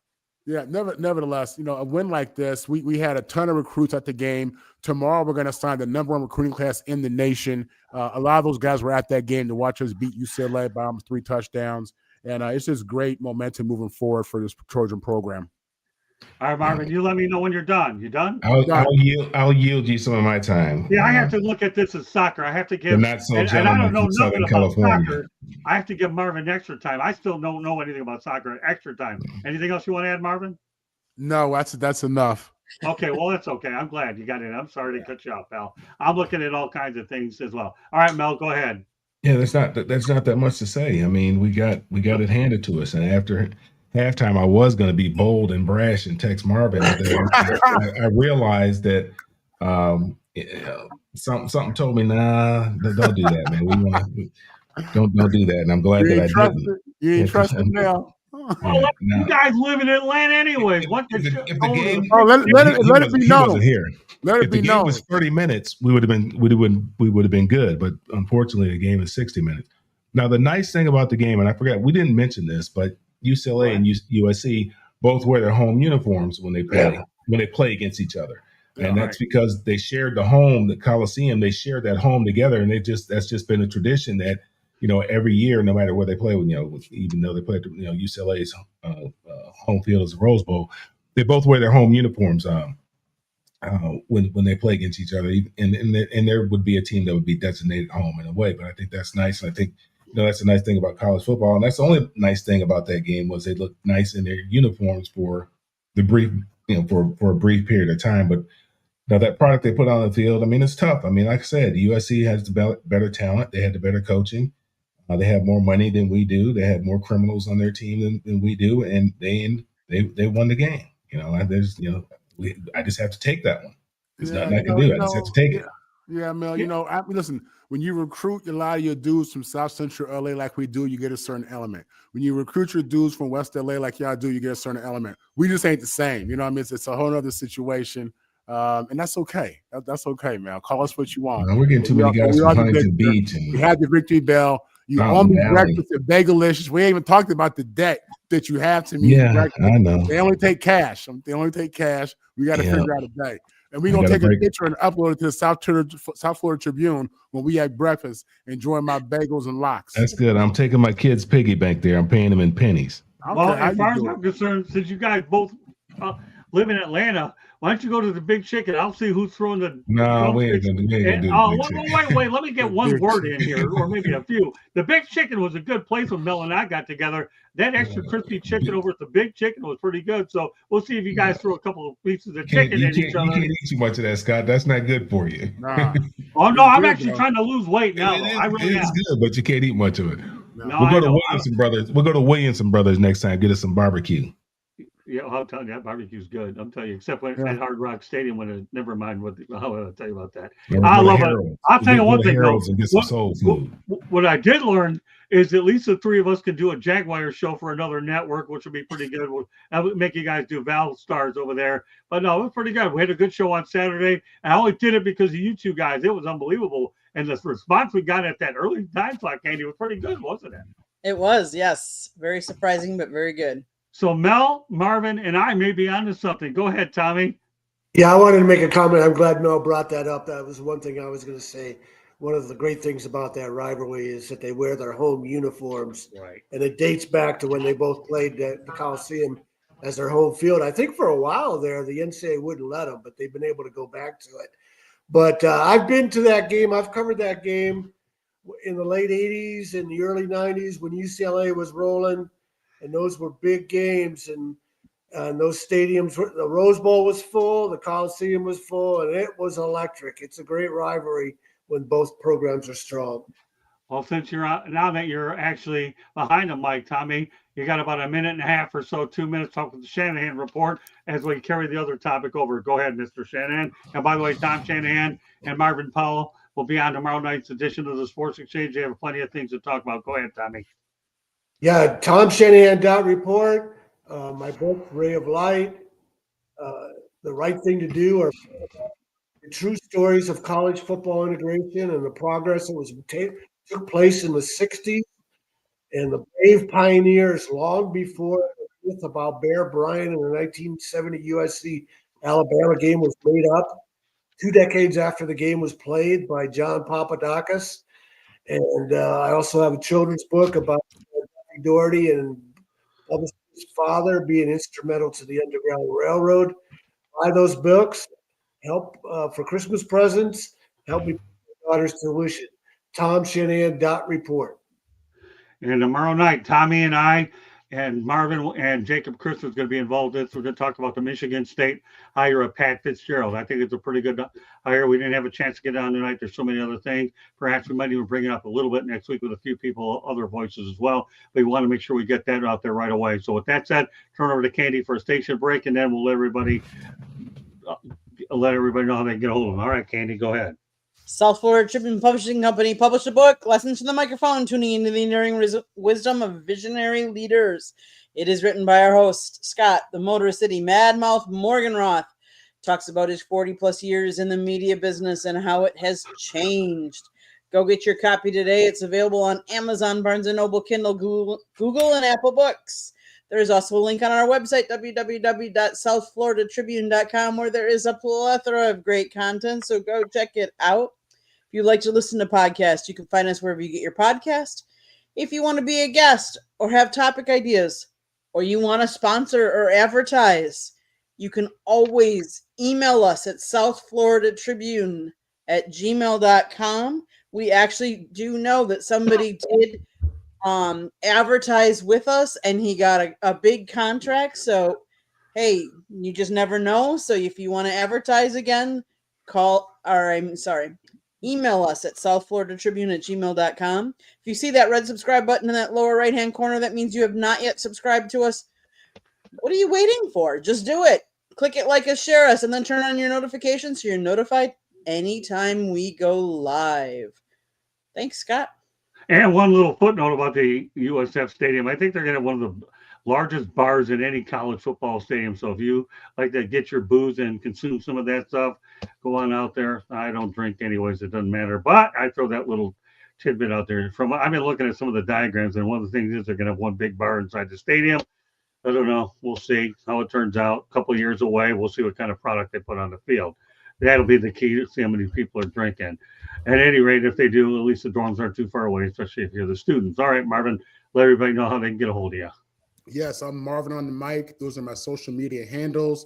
You can catch me with the South Florida Tribune Tuesday evening, Wednesday morning, Wednesday evening with more to come. You can catch me on Locked On USC twice a week, and I'm with USCJ on occasion. All right. Well, Marvin and I and Mel have a lot of other projects we're working on. Tommy and I always working on projects. Candy, well, she's one of a kind. What else can I say? All right, Mel, go ahead. You can catch me at on all the social media at Mel Farr Jr. and you follow what we have going on for the youth here in Georgia and also up in Michigan at Mel Farr Superstar Foundation.org. All right. Well, my goal next week, obviously, is to get more pro stuff on there, but obviously college football seems to be dominating the headlines. We have to roll with what there is. I've never seen so many coaching situations in my life, but we're doing the best we can to address one of them. One of the things we're going to be talking about next week will be the LSU situation. We're going to talk about the Brian Kelly fiasco and how that thing got turned around, getting Lane Kiffin in there. And there'll be a couple of other things we're going to address as well, in addition to the one carryover topic as well. So meanwhile, great job by my entire crew tonight. Ben Troop, Tom Shanahan, Candy Ebling, Marvin Powell, Mel. These are the people that I feel in my mind have always been with us. My goal is at some point to get Steve Ballesteri on here, and Mel knows all about him. And we're going to try to get some New England Patriots talk at some point. Marvin, and Tommy, I don't know what you know about Steve Ballesteri, but Mel Farr and I know about him well. I'll be reaching out to Steve pretty soon so we can talk Patriots as well. Stephen Reichel, looking forward to having you back on before it's all said and done. Any closing thoughts before we call it a night? Tommy, Candy, Marvin, Mel, anybody, one last thing you want to say? Go green.